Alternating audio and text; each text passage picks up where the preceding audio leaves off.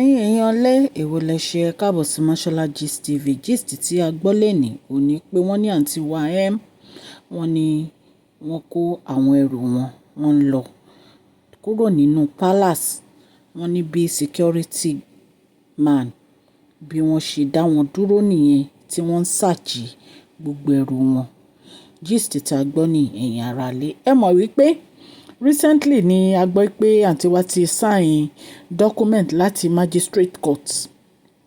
Wọ́n dẹ̀ ní kábíyèsí sọ fún wọn wípé ẹnikẹ́ni nínú wọn tí ò bá ti move lọ sí ilé tí àwọn rà fún wọn wípé kí wọ́n sign divorce paper.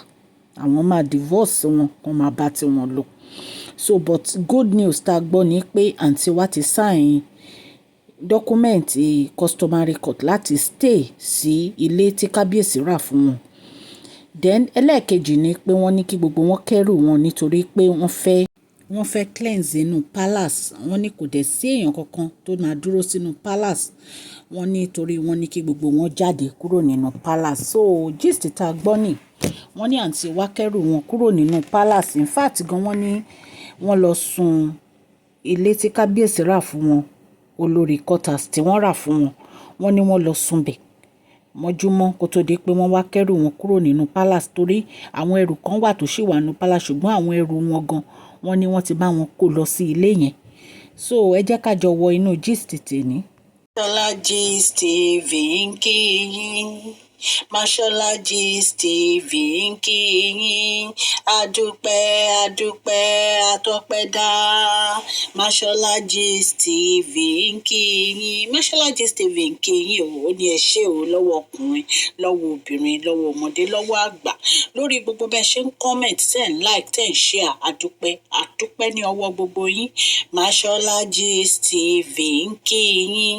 Ẹ̀yin olólùfẹ́ wa ẹ káàbọ̀ sí Mashola Gist TV. Ṣé àlàáfíà ni ẹwà gbogbo lè ń kọ́? Orúkọ mi ni Mashola kò yí padà. A máa ń sọ̀rọ̀ nípa celebrity gist, royal gist, politics àti gbogbo nǹkan tó ń ṣẹlẹ̀ ní agbègbè orílẹ̀-èdè bàbá wa ní ilẹ̀ Nàìjíríà.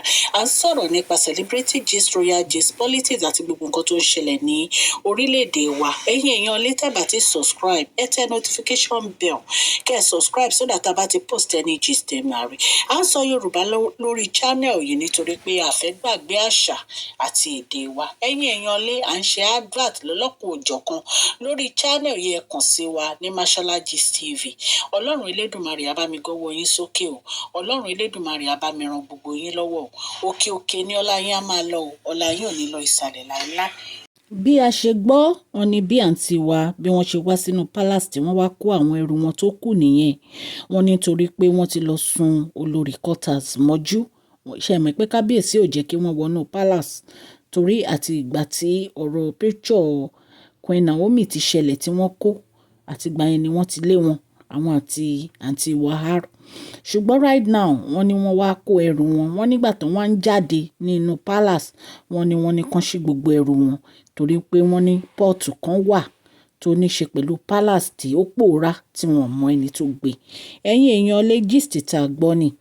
Ẹ̀yin náà dẹ̀ mọ̀ wípé àti ọjọ́ yìí ni kábíyèsí ti ń sọ fún àwọn olórí yìí pé kí wọ́n kó lọ sí ilé tí àwọn rà fún wọn tí wọ́n takú tí wọ́n lọ. Ṣé ẹ dẹ̀ mọ̀ yìí pé tó bá jẹ́ pé wọ́n ti gbọ́ràn sí kábíyèsí lẹ́nu ni, ṣé ẹ mọ̀ pé gbogbo nǹkan tó ń ṣẹlẹ̀ kò bá má ti ṣẹlẹ̀. Oníkálukú á ti wà láàyè, wọ́n á ti máa inú wọn gan á máa dùn nítorí pé kábíyèsí ò láwọn ò fẹ́ yín mọ́. Kábíyèsí ò ní pé ẹ ń ṣe ìyàwó àwọn ọmọ, wọ́n kàn ní àwọn fẹ́ kí gbogbo yín wà láàyè ọ̀tọ̀ ni kí peace fi reign nínú palace. Ẹ̀yin náà wo gbogbo nǹkan tán ló ń ṣẹlẹ̀ nínú palace. Kì í ṣe nǹkan kékeré náà ló ń ṣẹlẹ̀ nínú palace. Wọ́n ní ìkòkò tó ní ṣe pẹ̀lú throne kábíyèsí wọn ló disappear. Ẹ rántí ìgbà kan náà tó jẹ́ pé bí kábíyèsí ṣe ń wá protective charm wọn nìyẹn kó tó di pé àwa gbọ́ pé àǹtí wahar òun ló mú. Gbogbo oríṣiríṣi àwọn ìwà yìí nǹkan tí kábíyèsí fẹ́ jẹ́ kó fi dópin ní pé kí wọ́n gbé lọ́tọ̀ọ̀tọ̀. Ẹ dẹ̀ wo gba àwọn seers yẹn náà gbogbo ọ̀nà ti ń sọ pé ìkan nínú àwọn olórí máa ṣe jàǹbá fúnra wọn o. Wọn ò gbọdọ̀ gbé pọ̀ mọ́, ọ̀tọ̀ọ̀tọ̀ ni kán gbé. Ibẹ̀ ni peace á fi wà, ìfọ̀kànbalẹ̀ á fi wà nínú palace. Ṣé ẹ mọ̀ gbogbo àwọn ọ̀rọ̀ yìí náà ó ti sú kábíyèsí. Ìtorí ẹ̀ ní kábíyèsí fi ní kí in fact gan ó ya everybody lẹ́nu ìgbà tí kábíyèsí ra lé yẹn kábíyèsí ò fún anybody gbọ́ wọn ò jẹ́ kí anybody mọ̀ nínú palace yẹn it was very strange nígbà tí kábíyèsí ń pè wọ́n lẹ́yọ kọ̀ọ̀kan tó ń hand over kí oníkálukú lè lọ́wọ́ wọ́n ní wọ́n